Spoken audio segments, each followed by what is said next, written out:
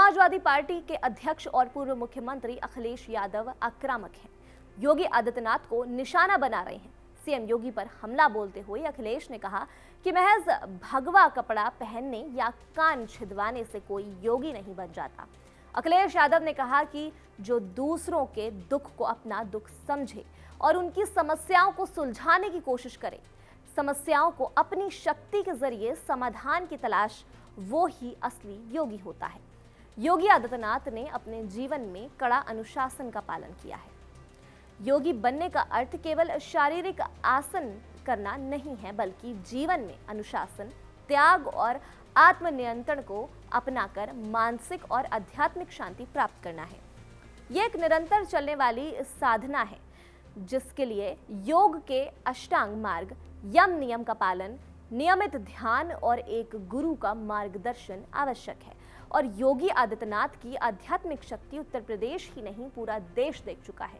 योगी बनने के लिए घर परिवार छोड़ना जरूरी नहीं, बल्कि मन के विकारों जैसे काम, क्रोध, लोभ और मोह को त्यागना जरूरी है। योगी आदित्यनाथ बिना किसी स्वार्थ के देश की सेवा कर रहे हैं। योगी के पास ना तो कोई आलिशान घर है और ना ही ऐशो आराम की कोई व्यवस्था। योगी की मां को अगर आप देखेंगे तो वो भी बहुत सामान्य जीवन ही जीती हैं। आप योगी होते हुए भी देश और प्रदेश की सेवा कर सकते हैं। सीएम योगी आध्यात्मिक तौर पर योगी ही हैं, लेकिन बिना किसी स्वार्थ के उत्तर प्रदेश की जनता की सेवा कर रहे हैं। प्रदेश के लिए निवेश लाने की कोशिश कर रहे हैं, ताकि उत्तर प्रदेश हर क्षेत्र में उत्तम प्रदेश बन जाए।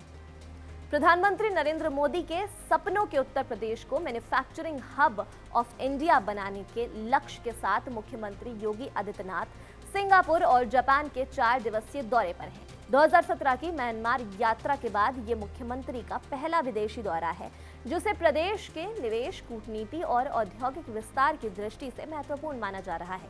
23-24 फरवरी को सिंगापुर और 25-26 फरवरी को जापान प्रवास के दौरान मुख्यमंत्री 33 वैश्विक कंपनियों के प्रतिनिधियों से मुलाकात कर प्रदेश में निवेश, तकनीक सहयोग और औद्योगिक विस्तार के नए अवसरों पर चर्चा करेंगे।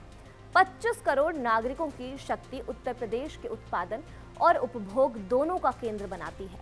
विशाल श्रम बल, बड़ा बाजार और तेजी से विकसित हो रहा infrastructure manufacturing hub of India के विजन की मजबूत आधारशिला है।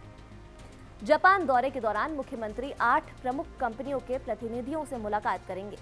कुबोटा और सुजुकी के साथ ऑटोमोबाइल निवेश, टोक्यो इलेक्ट्रॉन के साथ सेमीकंडक्टर, तोशिबा के साथ इलेक्ट्रॉनिक मैन्युफैक्चरिंग और Toyo Denso, Japan aviation, electronics और नगासे एंड कंपनी के साथ ऑटोमोबाइल सप्लाई चेन सहयोग प्रमुख एजेंडा पर है।